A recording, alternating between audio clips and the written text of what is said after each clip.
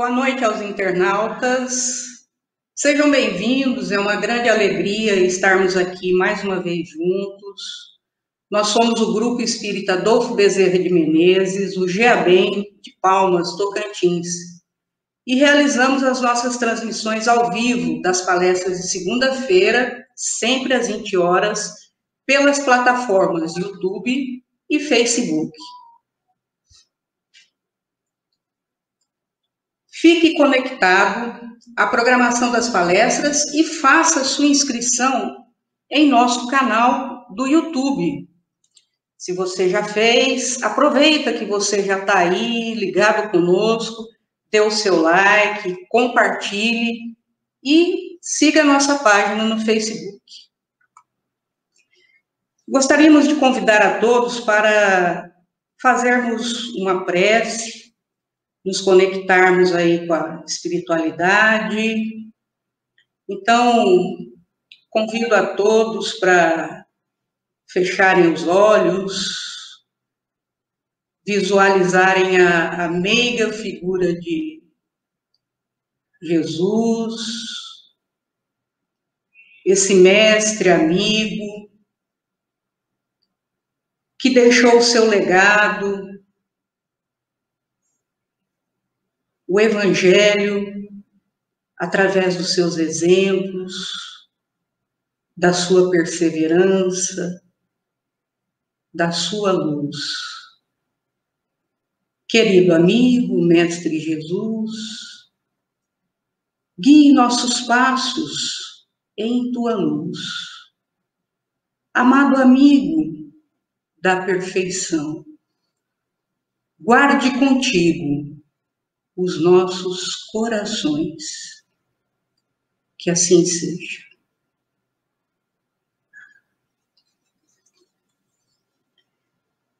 Nós vamos passar agora para a leitura do livro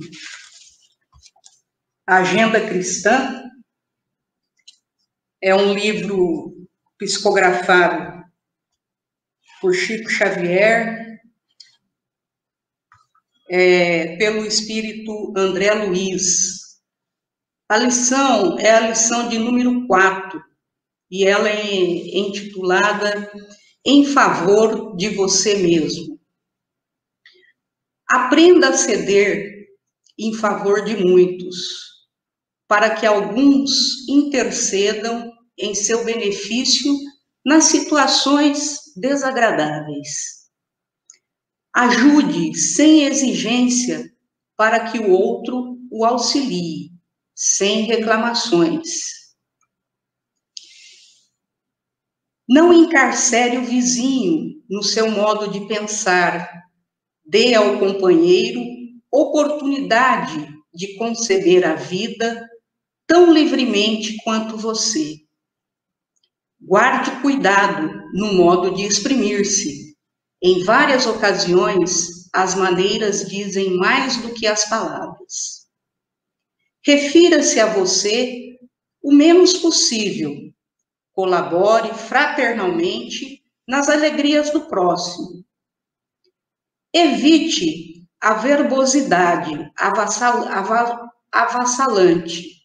Quem conversa sem intermitências cansa ao que ouve.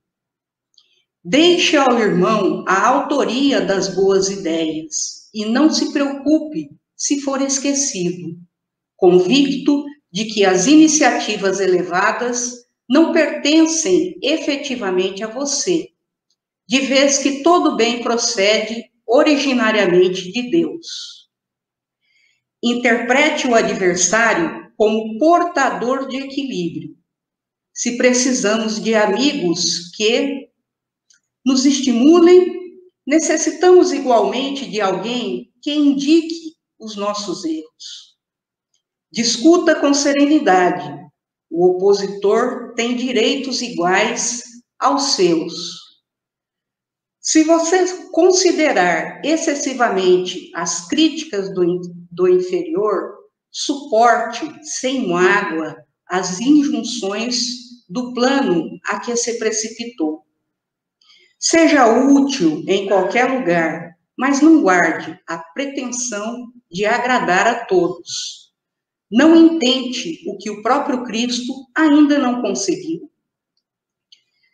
Defrontado pelo erro, corrija-o primeiramente em você, em seguida nos outros, sem violência e sem ódio. Se a pérfida cruzar seu caminho, se a perfídia cruzar seu caminho, recuse-lhe a honra da indignação. Examine-a com um sorriso silencioso. Estude-lhe o processo. Calmamente e logo após transforme-a em material digno da vida. Ampare fraternalmente o invejoso. O despeito é indispensável, homenagem ao mérito, e, pagando semelhante tributo, o homem comum atormenta-se e sofre.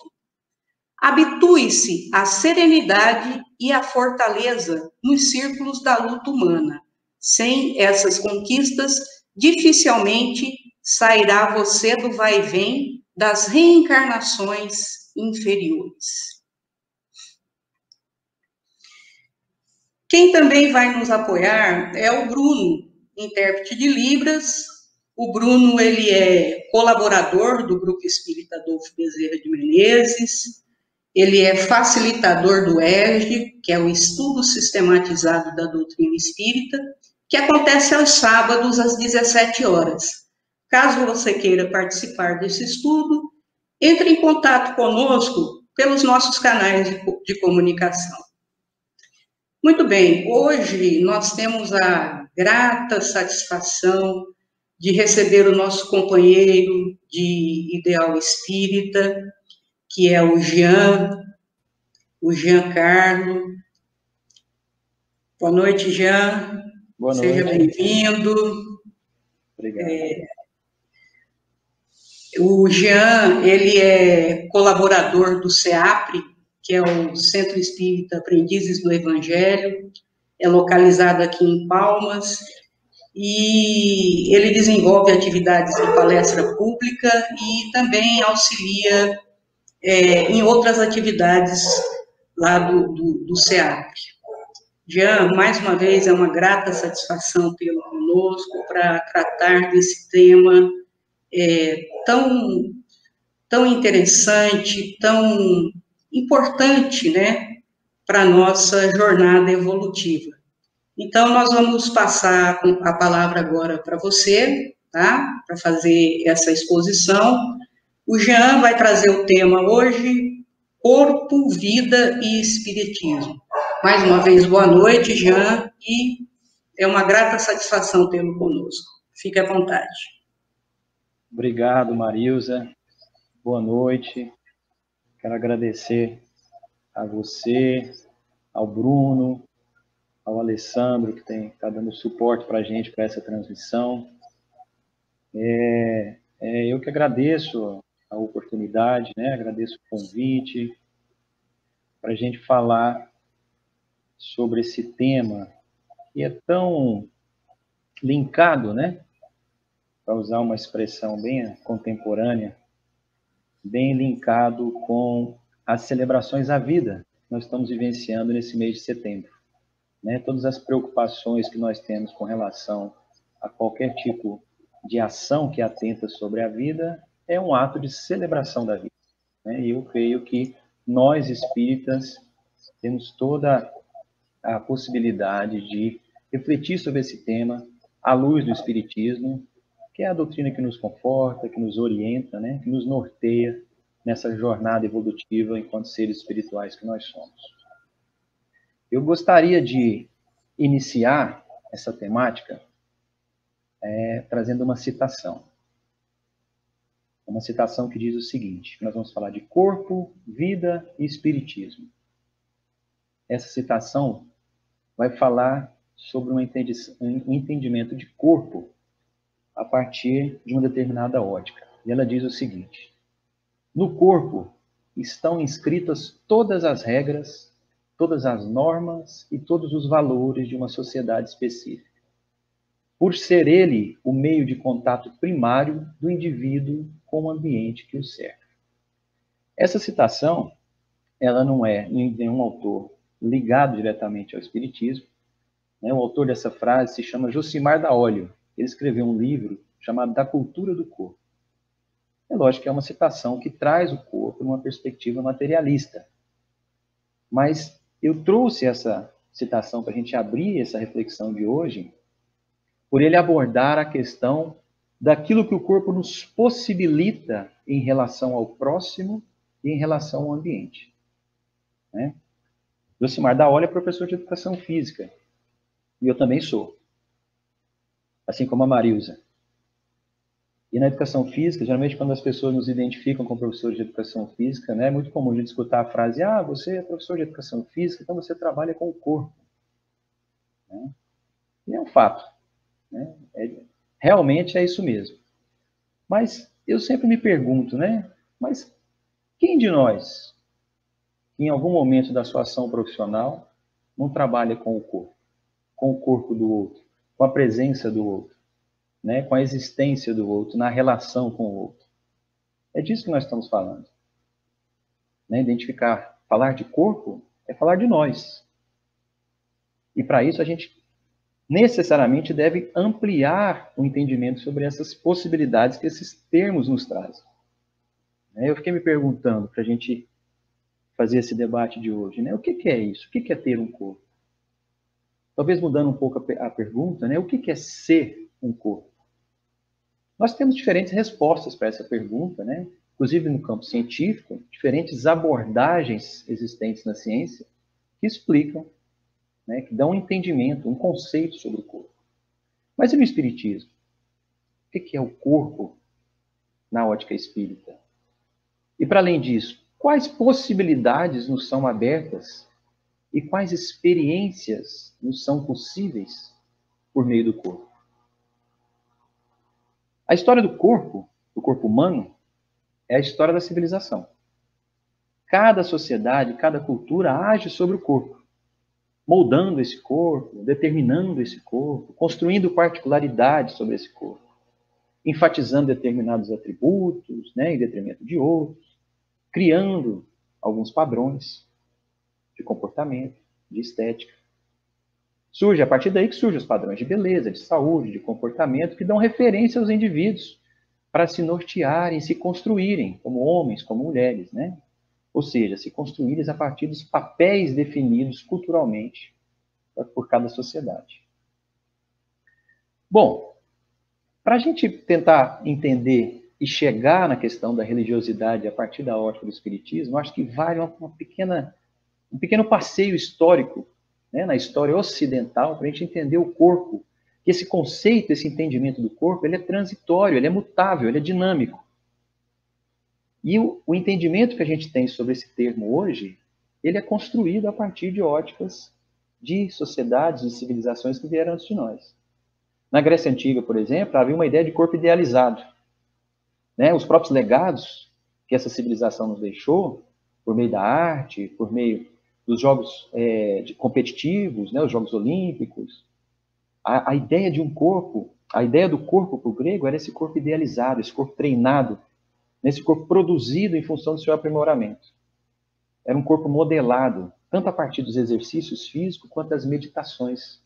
Inclusive, a paideia, que era o modelo de educação grego, que era um modelo de educação ideal, transitava entre a música, o exercício, e conhecimentos específicos, como matemática, a própria filosofia.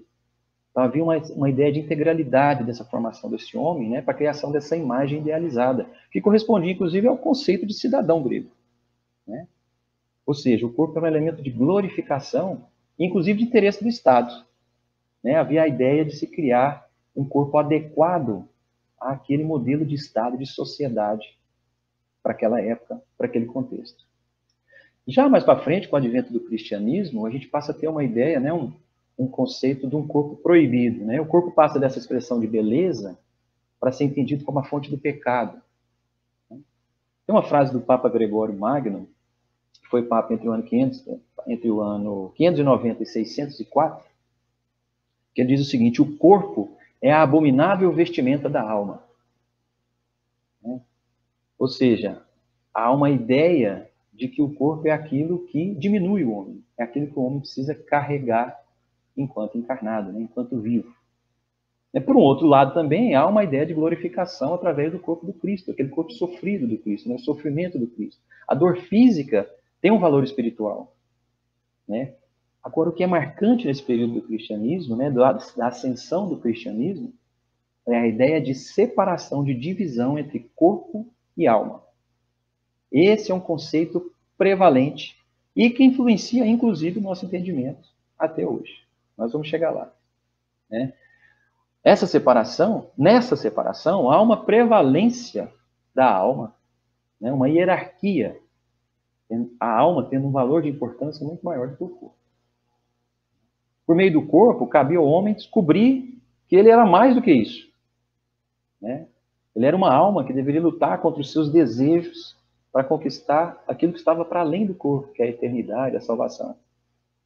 O bem-estar da alma deveria prevalecer acima dos desejos e dos prazeres da carne.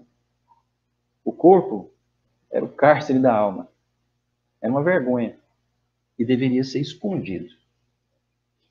Mais para frente, né, com o advento da modernidade, a gente tem um novo corpo, né, porque nós temos o advento da ciência.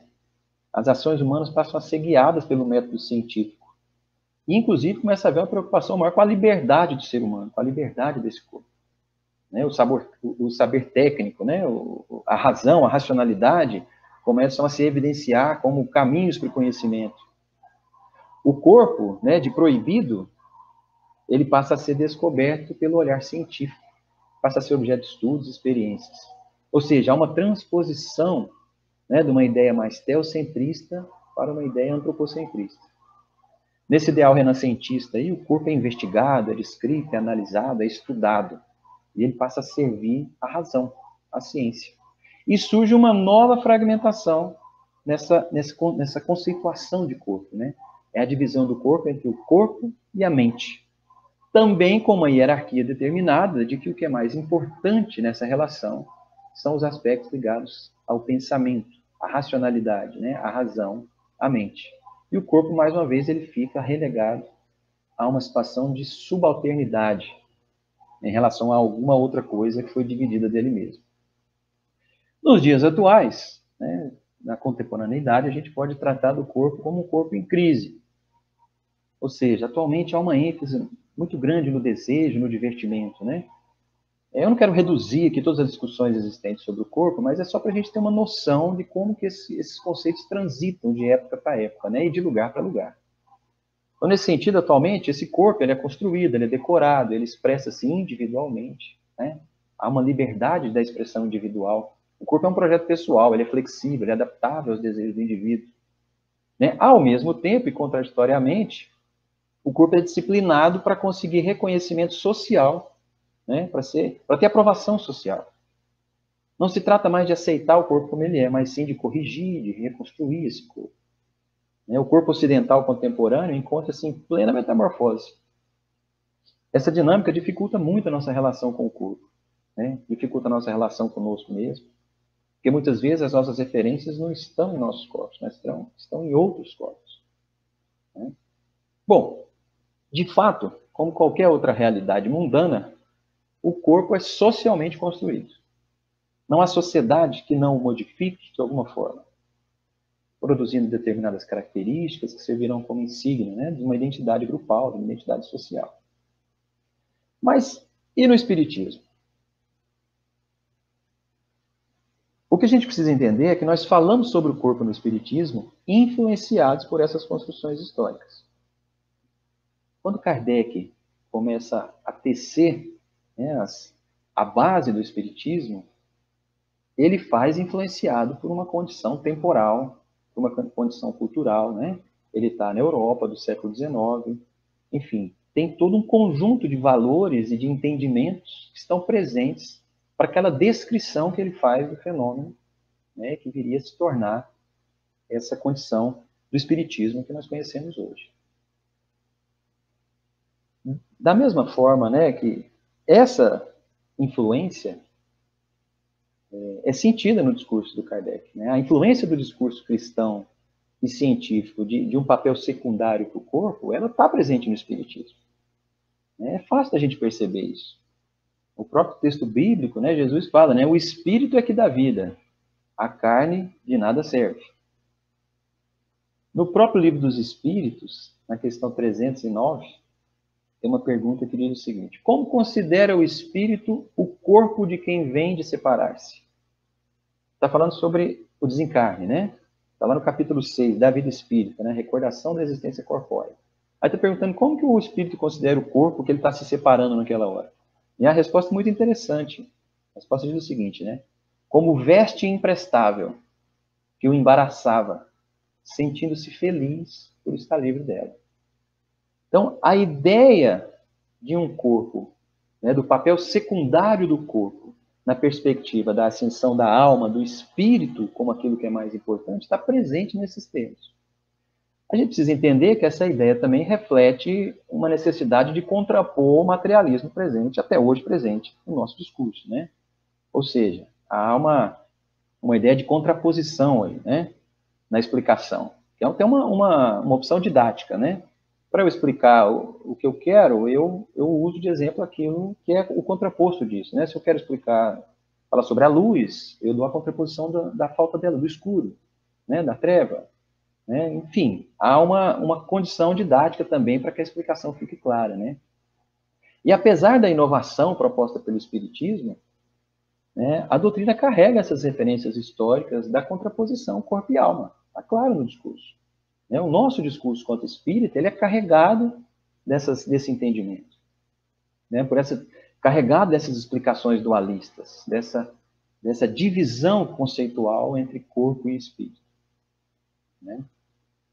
Essa explicação, ela é interessante, como eu disse, ela é didática, né? Ela facilita o entendimento e, de fato, né, a vida, no seu sentido lato, a vida no sentido maior, que a gente entende enquanto espírita, ela está para além da materialidade do corpo. Isso é um fato. Não é essa a questão, né? Mas esse entendimento, ele gera algumas questões que precisam ser esclarecidas, refletidas, né? O Espiritismo, assim como a história, assim como a humanidade, ele é parte dessa cultura da humanidade, ele também é dinâmico e ele também está em movimento. A gente precisa se atentar para isso, né? Tem uma passagem do Evangelho segundo o Espiritismo muito interessante, que lá na Instrução dos Espíritos, no capítulo 17, Sedes Perfeitos, o Espírito Jorge tem um questionamento que eu acho muito interessante. Lá a temática é cuidar do corpo e do espírito. Aí tem a seguinte pergunta: consistirá na maceração do corpo a perfeição moral? Ou seja, se o tempo todo a religiosidade está dizendo que o importante é o espírito e o corpo é aquilo que precisa estar em sofrimento para que o espírito se eleve, a ideia da autoflagelação ou da naturalização do sofrimento do corpo começa a ganhar força, né? Aí a pergunta é: consistirá na maceração do corpo a perfeição moral? Então, quanto mais eu sofrer corporalmente, maior a minha elevação moral? Aí o Espírito Jorge vai responder o seguinte, né? Primeiro ele vai fazer uma consideração que corpo e espírito têm aptidões e necessidades diferentes. Então ele já inicia não hierarquizando essas duas dimensões. Aí ele continua lá na frente, ele diz o seguinte: para essa questão, dois sistemas se defrontam. O dos ascetas, que tem por base o aniquilamento do corpo, e o dos materialistas, que se baseiam no rebaixamento da alma. Então ele já coloca de cara essa contraposição, essa polarização do debate, né? Daqueles que têm no sagrado a ideia maior, e por isso a desvalorização do corpo se naturaliza nesse processo, e dos materialistas que fazem o contrário. Aí ele diz o seguinte, ó: duas violências quase tão insensatas uma quanto a outra. Ao lado desses dois grandes partidos, formiga a numerosa tribo dos indiferentes, que sem convicção e sem paixão são mornos no amar e econômicos no gozar. Onde então a sabedoria? Onde então a ciência de viver? Olha só que interessante, né? Olha só a ideia das duas dimensões da necessidade a crítica, né, a polarização do debate e da necessidade da valorização da vida. Ele fala que são mornos no amar. Eu preciso... O que eu tenho de interessante nesse corpo, nessa encarnação, para fazer a partir dessa experiência do corpo? Né? O que Jorge está querendo dizer é que nós somos corpo, assim como nós somos espírito. Nessa encarnação, nós somos corpo e não deixamos de ser espírito. E nós não temos um corpo. Nós não somos dono ou temos a posse de nada. Nós somos isso. Essa é a nossa possibilidade de experiência nesse plano, nesse momento. Né? Nesse sentido, a gente não está precisando de asceta ou eremita que se castiga físico e moralmente. Não precisa dessa ideia para a gente se elevar ao Pai. Né? A gente precisa dessa herança daquele cristianismo tradicional e arcaico. Assim como nós não precisamos desse ideal materialista, que endeusa o corpo, né? Como ser, colocar ele como a causa maior de ser do humano. Muito menos dos indiferentes, que passam a vida, né, talvez desinteressados da proposta de progresso individual e também de um progresso coletivo, né, de um esforço coletivo voltado para a transformação dessa terra, desse lugar, em um lugar melhor para a humanidade.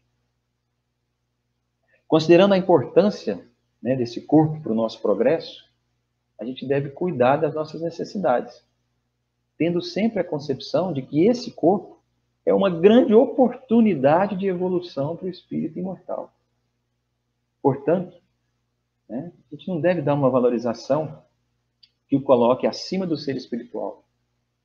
E muito menos desprezá-lo, culpando essa encarnação, né, esse corpo, nos culpando pelo fato de sermos corpo, atualmente, das nossas fraquezas e das nossas imperfeições. Essa existência que nós estamos vivendo agora, enquanto encarnados, ela só se dá pelo corpo. É através dele que a gente se expressa, é através dele que a gente sente os efeitos, os significados que todas as relações que a gente estabelece têm sobre nós. Valorizar essa encarnação agora, gente, não se restringe só à questão de cuidar da saúde do corpo. Né? Isso também é importante e necessário. Mas a gente costuma reduzir a importância do corpo simplesmente ao cuidado físico do corpo para que o espírito possa... Bom, isso também é importante. Né? Vamos dizer, um compromisso que a gente assume ao encarnar. Mas também essa relação, né, que a gente estabelece, né, essa valorização do corpo indica também a gente se predispor às experiências relacionais que o corpo oportuniza, que estão para além do debate religioso conservador, que tradicionalmente é muito reducionista, né, talvez por essa característica abstrata e muito sagrada do debate. A nossa existência corporal, ela está inserida num contexto relacional e cultural. A vida corpórea, para nós, é o canal pelo qual as nossas relações são construídas e vivenciadas. Tem um filósofo francês, que viveu no século passado, faleceu na década de 60, muito interessante, que ele tem falado muito, ele é um materialista, né, um fenomenólogo, chamado Merleau-Ponty. E ele fala do corpo como um veículo do ser no mundo. Né? E ele vai dizer que o corpo é a nossa oportunidade de juntar-se a um meio definido. É a nossa oportunidade de confundir-se com certos projetos e empenhar-se continuadamente neles. Olha só que interessante, né? É a oportunidade que a gente tem de se engajar em algo. Ele não está falando de espiritismo, diretamente de espiritismo, mas para nós é uma leitura muito interessante. Ou seja, quando eu tenho a oportunidade de encarnar, eu arrasto junto com isso a oportunidade de me confundir com os projetos que eu elejo como importantes para essa vida. Né? E eu tenho a possibilidade, por meio desse corpo, de me empenhar neles. Né? Talvez, gente, a gente não esteja falando de uma hierarquia entre corpo e espírito. Né? Talvez a gente esteja falando de etapas necessárias no ciclo evolutivo. As encarnações, elas são oportunidades. A vida corporal, além de transitória, ela é necessária. É uma viagem da Terra que Deus nos oferta para que a gente use do livre-arbítrio.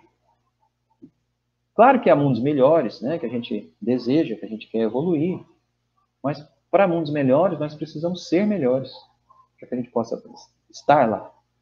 Por enquanto, nós somos corpo, e somos corpo nesse mundo. Né? Tem um outro filósofo, esse brasileiro, que também militou no campo da educação física e da formação, né? Trabalhou em universidades aqui no Brasil, hoje ele está aposentado, mas continua com uma obra. A obra dele continua muito, muito viva, muito interessante. O nome dele é Silvino Santin. Ele diz o seguinte: ó, todas as atividades humanas são realizadas e visíveis no corpo. Aí ele fala uma coisa que eu acho muito interessante.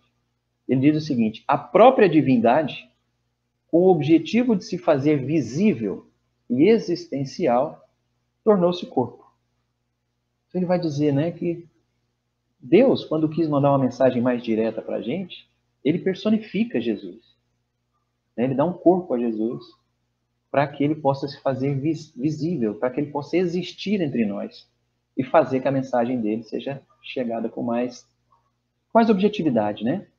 Os próprios fenômenos mediúnicos, a gente usa do corpo como uma grande possibilidade de que isso se materialize, se torne possível para nós.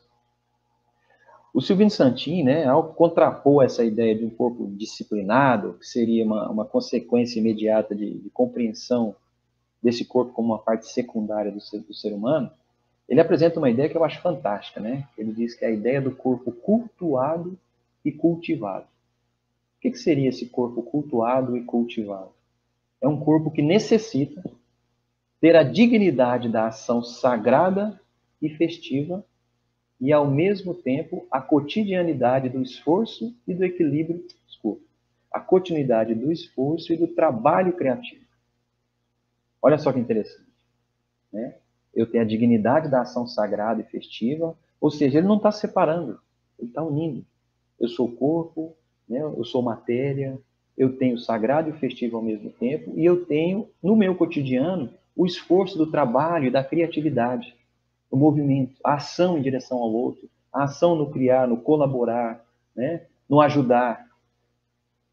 Enfim, o que esses autores, esses pensadores, né? Estejam eles no campo da espiritualidade, do espiritismo, militando nesta área ou em outras áreas, o que eles nos propõem é o equilíbrio, é o viver.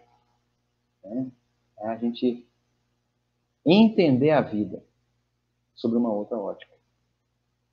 É nos movimentar, através desse corpo, na direção do outro, na direção do mundo e também na direção de nós mesmos.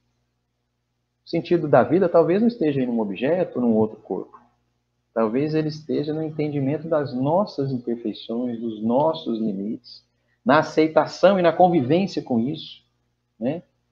Mas, ao mesmo tempo, nessa aceitação e nessa convivência, eu estou sempre me esforçando para superar esses limites, né? Essas imperfeições, essas mazelas que nos assolam diariamente.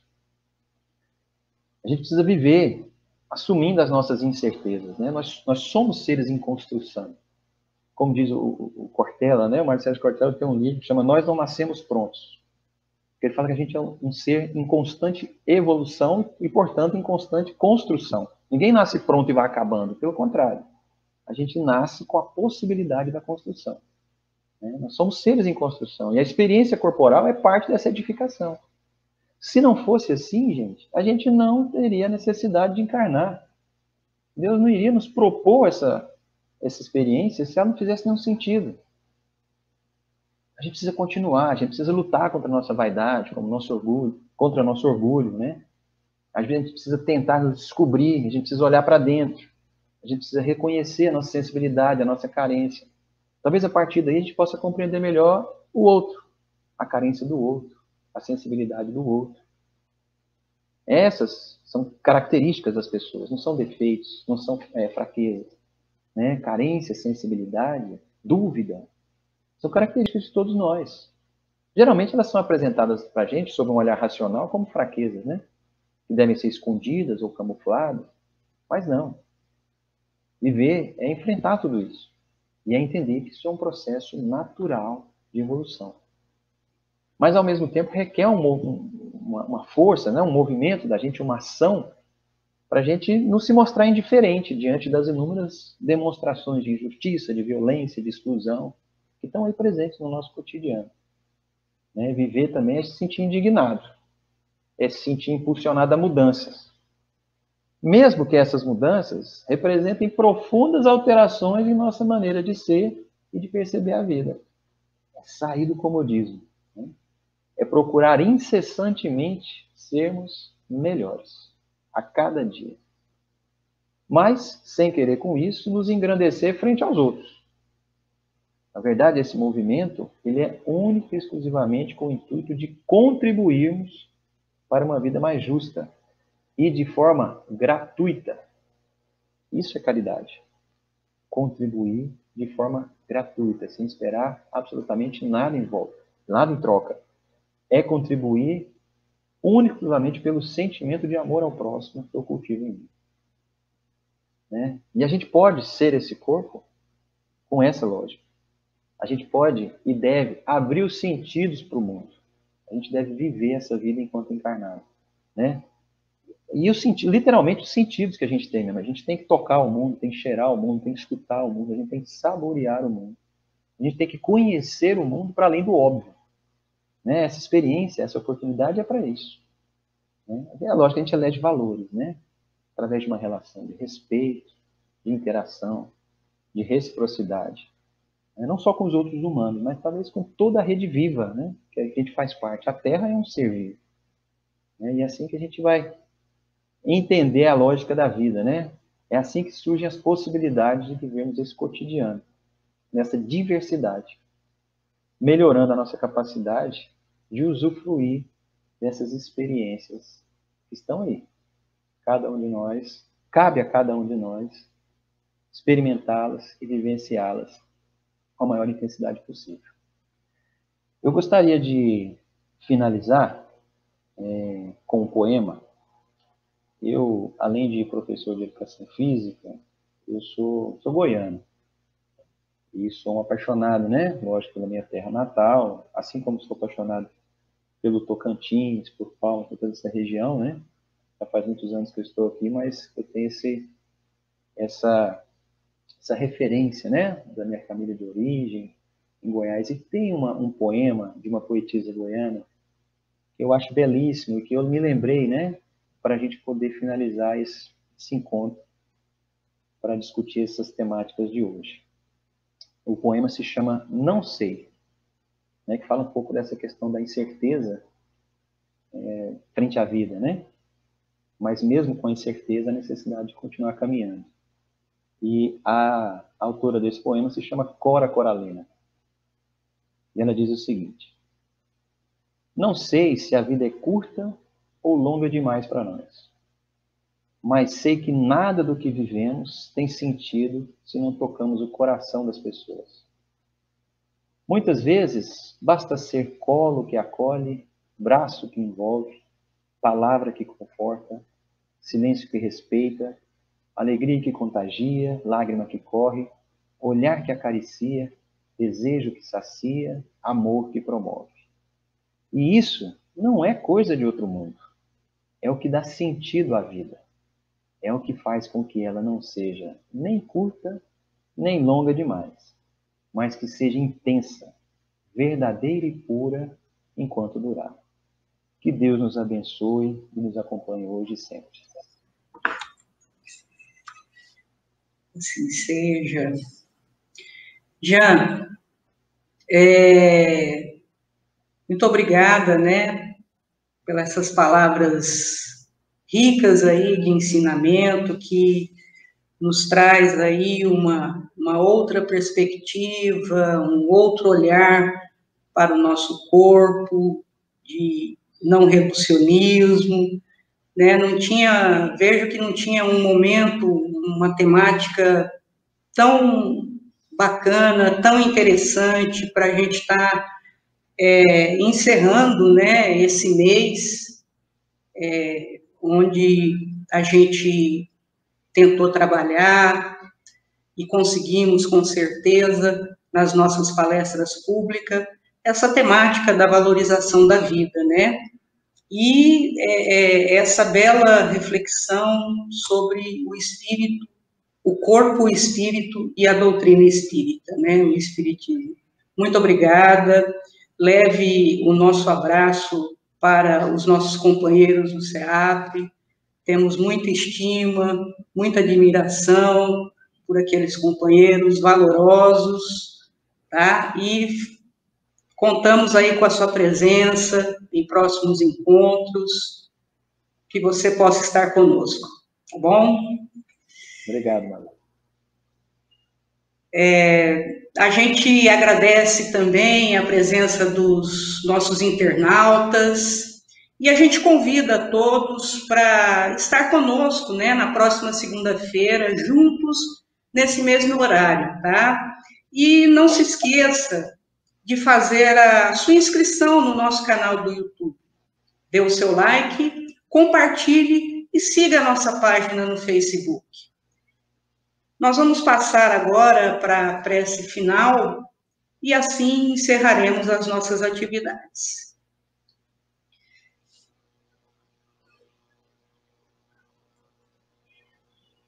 Pai de infinito amor e misericórdia,